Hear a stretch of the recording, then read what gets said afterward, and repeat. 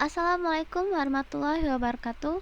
Perkenalkan, nama saya Inge Wahyu Andinda, NIM 2030205130. Saya akan melanjutkan pembahasan materi kelompok saya tentang studi Al-Quran. Manfaat-manfaat studi Al-Quran ialah untuk mencapai hal-hal sebagai berikut. A. Untuk mengetahui segala ihwal kitab Al-Quran sejak dari turunnya wahyu yang pertama kepada Nabi Muhammad SAW sampai keadaan kitab itu hingga sekarang.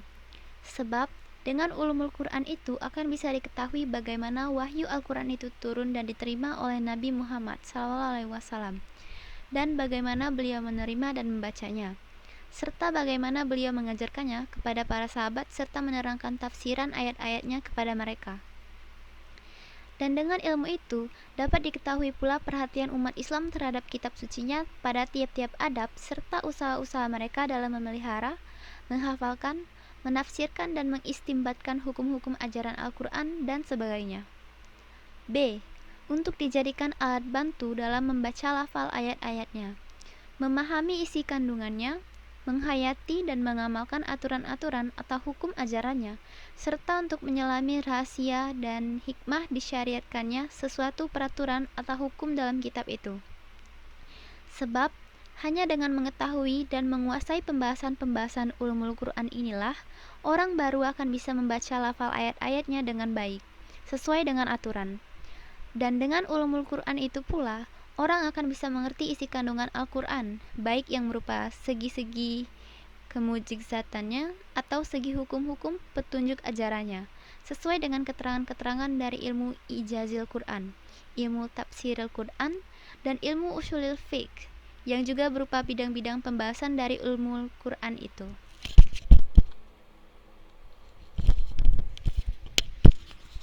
C. Untuk dijadikan senjata pamungkas guna melawan orang-orang non-muslim yang mengingkari kewahyuan Al-Quran dan membantah tuduhan orang-orang tertentu, yang tiap-tiap ada raja orang yang melamparkan tuduhan-tuduhan kaji terhadap kesucian kitab Al-Quran. Kalau umat Islam berkewajiban membela agamanya, jelaslah kewajiban pertama yang harus dibelanya ialah membela eksistensi dan fungsi kitab suci ini, dengan mempertahankan kesucian, kemuliaan, dan kegunaannya. Kronologi belajar atau studi Al-Quran. Tahapan turunnya wahyu Al-Quran berdasarkan ayat-ayat Al-Quran yang diperkuat dengan hadis-hadis Nabi SAW, maka dapat dinyatakan bahwa turunnya Al-Quran di malam yang penuh berkah pada bulan Ramadan adalah turun dari Lauh Mahfuz ke Baitul Izzah. Nabi SAW pertama kali menerima wahyu saat melakukan kesendirian di Goa Hira. Dalam kesendiriannya, Nabi SAW memikirkan tingkah laku manusia yang jauh dari budi pekerti yang luhur. Nabi SAW melakukannya berbulan-bulan, terus berdiam di gua dan pulang hanya untuk membawa perbekalan. Pengalaman Nabi SAW di Goa Hira terjadi pada tanggal 17 Ramadan, atau bertepatan dengan tanggal 6 Agustus 610 Masehi. Jarak antara turunnya Al-Quran dari Lauh Mahfuz ke Baitul Izzah dan turunnya Al-Quran dari Baitul Izzah ke Nabi SAW di bumi adalah sangat dekat.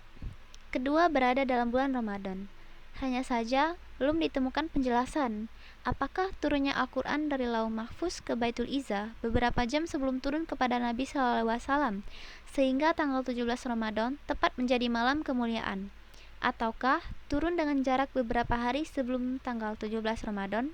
Sejak tanggal itu, Al-Quran mulai turun secara bertahap saat Nabi SAW berusia 41 tahun. Ayat yang pertama turun adalah surat Al-Alaq ayat 1-5. Sedangkan surat Al-Mudatsir ayat 1-5 merupakan ayat dakwah yang pertama turun. Surat Al-Alaq sebagai tonggak awal kenabian, sedangkan Al-Mudatsir sebagai awal kerasulan.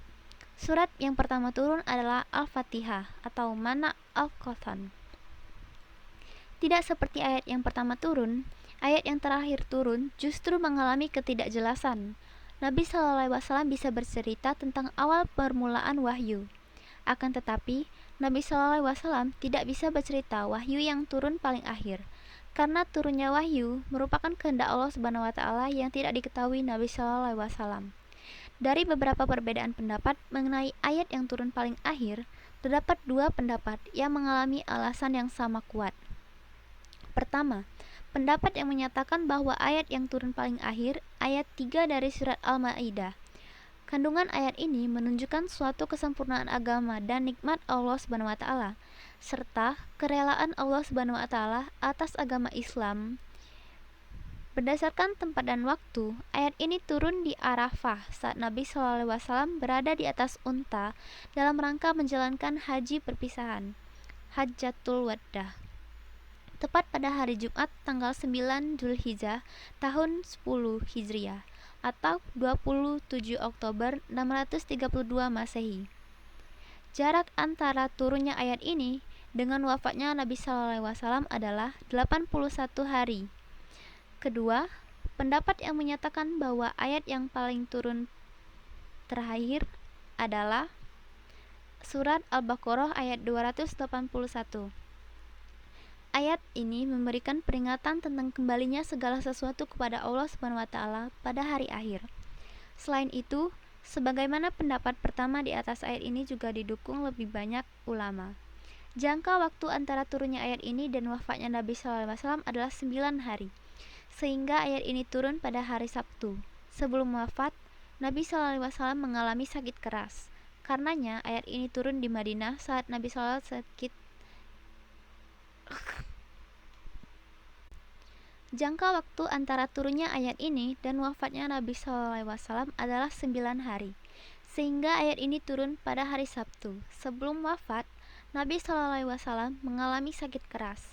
Karenanya ayat ini turun di Madinah saat Nabi SAW terbaring sakit. Dibanding yang pertama, pendapat kedua ini lebih akhir turunnya.